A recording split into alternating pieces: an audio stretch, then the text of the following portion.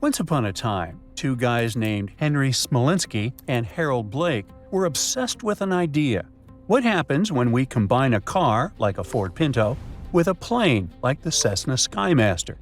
The answer is that you get the worst idea in flying car history. How bad, you ask?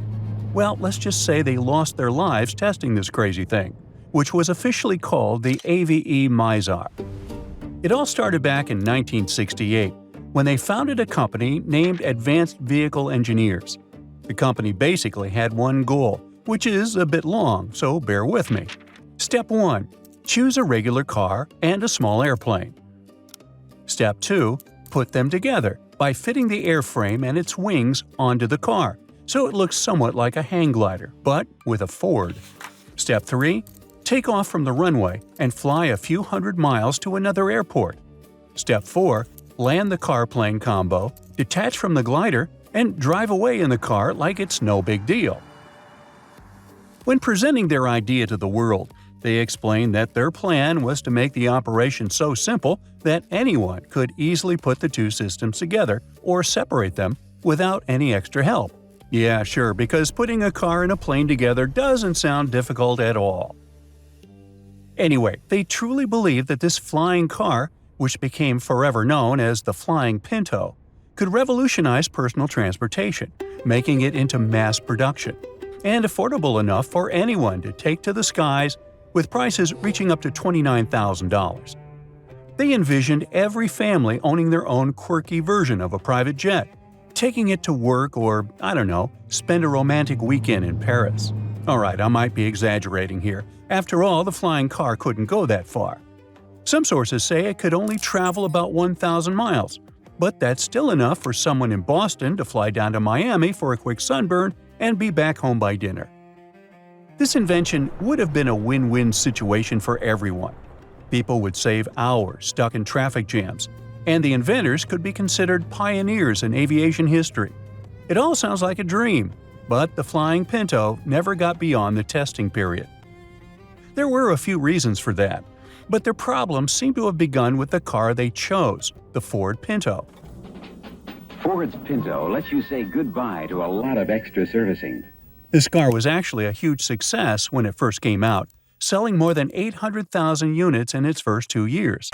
But for Smolinski and Blake, the Pinto wasn't an immediate choice, and the two spent about 2 years working on designs before finally settling on it. Unfortunately, it wasn't the best choice for creating a flying car. Even before it got its wings, it was clear that the Ford Pinto's golden years were starting to fade. Created in 1971, this tiny car appeared in an era with not only high gas prices, but also a gas shortage that led to rationing and infamous lines at pumps in cities across the U.S. Initially known as an economical and practical car, the Pinto was no longer seen as an eco-friendly choice. By the 1970s, the situation got worse, with the model becoming notorious for bursting into flames when the car was rear-ended. Seriously.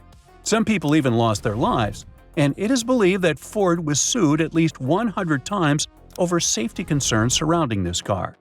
Catching fire wasn't Pinto's only problem. Its rear-end structure wasn't designed to properly absorb hard impacts. Well, despite those red flags, the Ford Pinto was the chosen one. Blake and Smolinski were determined to give this car a pair of wings, and believe it or not, they actually did it. The Mizar could use both the car's engine and the aircraft engine during takeoff to help shorten the runway needed to get airborne. And yes, in the 70s, their invention took to the skies. Well, sort of. On one of their earliest test flights in 1973, the right wing strut attachment failed not long after takeoff. The pilot realized that turning the aircraft would put too much stress on the unsupported wing, so he had no choice but to bring the flying car down in a bean field. Then he drove the damaged car-plane hybrid, still with the airframe attached, back to the airport. So yeah, it wasn't exactly a smooth flight, but the AVE Mizar got a lot of media attention anyways.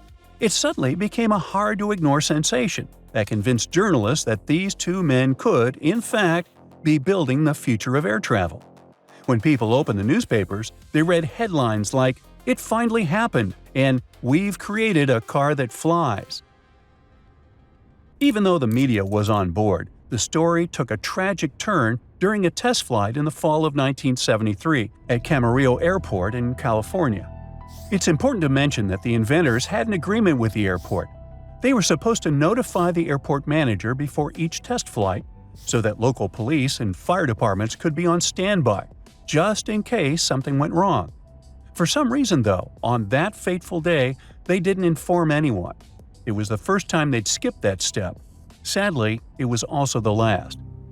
On September 11th, the men successfully took off, but about 2 minutes after the flying car left the ground, the right wing folded in on itself. The AVE Mizar twisted and plummeted to the ground, with parts of it falling off midair. Witnesses saw it strike a tree, crash into a parked pickup truck, and burst into flames. Tragically, both men lost their lives instantly.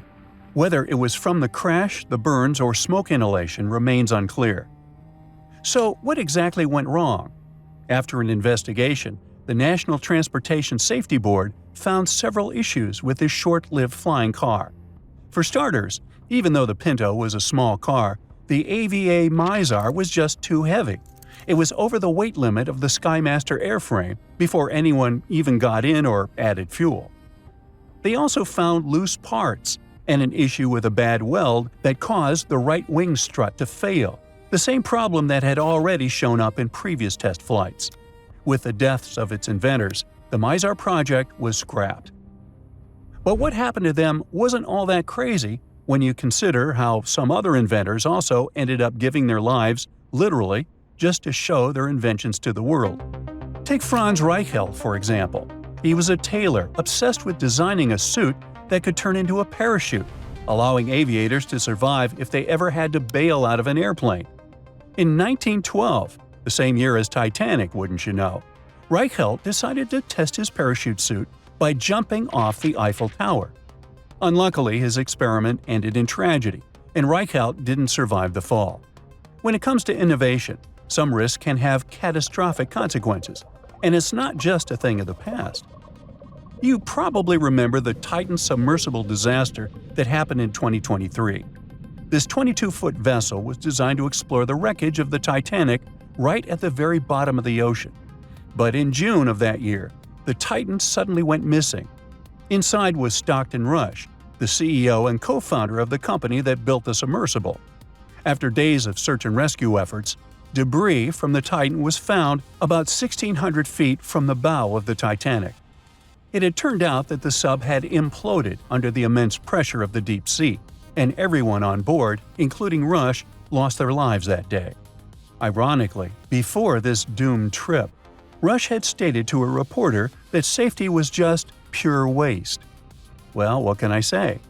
It seems that, in their pursuit of innovation, some inventors may prioritize ambition over caution, which can lead to devastating consequences like these. The takeaway? Look before you leap. I mean, really look. That's it for today. So hey, if you pacified your curiosity, then give the video a like and share it with your friends. Or if you want more, just click on these videos and stay on the bright side.